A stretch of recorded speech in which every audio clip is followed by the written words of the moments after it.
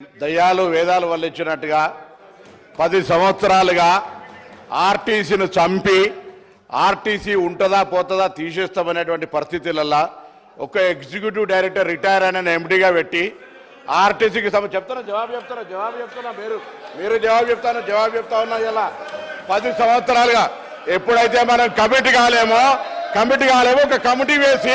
ఒక కమిటీ వేసి 10 సంవత్సరాలుగా చేయనటువంటి వీళ్ళు ఎలక్షన్ల ముందట ఎటువంటి సంప్రదింపులు లేకుండా ఏమి చర్చలు లేకుండా కనీసం ఆర్టీసీ యాజమాన్యంతో కూడా మాట్లాడకుండా అదరబదర తీసుకొచ్చి మళ్ళీ దానికి రాజకీయ రంగం పులవడానికి కార్మికులను రెచ్చగొట్టి గవర్నర్ అనుమతిస్తలేరు గవర్నర్ దగ్గర ఇంటికి పోయి ప్రొటెస్ట్ చేయించేటువంటి రాజనీతి చేసిన వీళ్ళు ఇలా మాట్లాడుతున్నారు.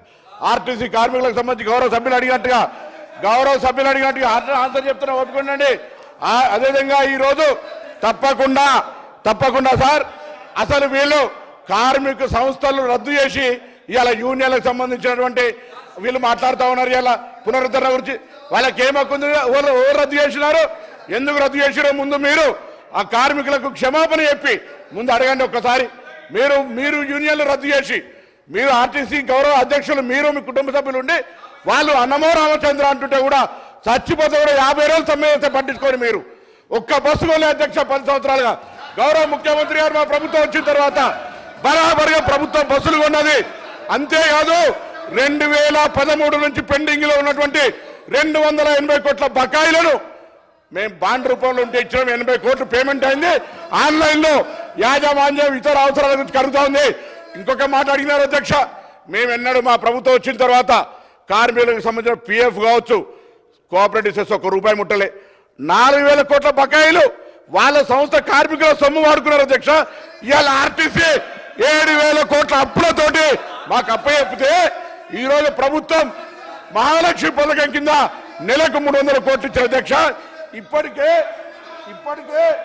70 కోట్ల మంది మహిళలు ప్రయాణం చేస్తే అధ్యక్ష 2,400 కోట్ల రూపాయలు ఆ మహిళల పేరు మీద వచ్చినటువంటి సొమ్మును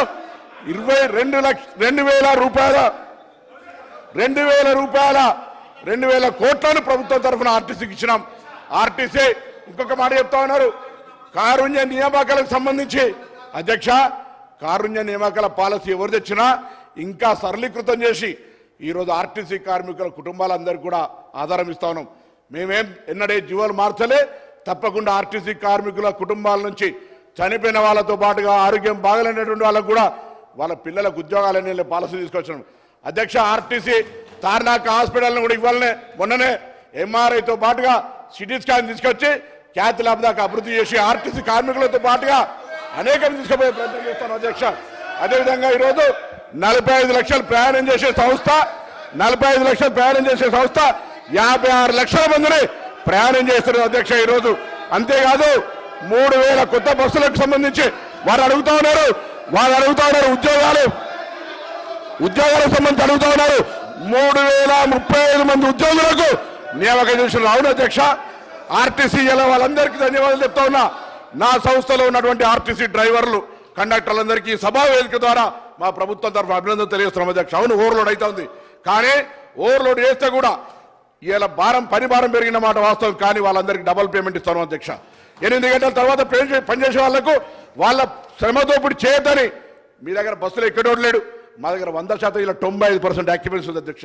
నష్టాల నుంచి తీసుకొని ఇలా లాభాల బాటలా ఈ 3 నెలలకు తీసుకుంటే ఆపరేషన్ లాస్ నుంచి ఓవర్కమ్ అయి బయటకు వస్తాను. ఆర్టీసీ ఉంటుందో ఉండనేటువంటి పరిస్థితుల్లో నేను చెప్పిన అధ్యక్ష. ఒక ఎగ్జిక్యూటివ్ డైరెక్టర్ ఈ సందర్భంలో చెప్పాలి వాళ్ళ బంధు ఎగ్జిక్యూటివ్ రిటైర్డ్ డైరెక్టర్ ఎండీగా పెట్టి సంస్థ నడిపిన అధ్యక్ష.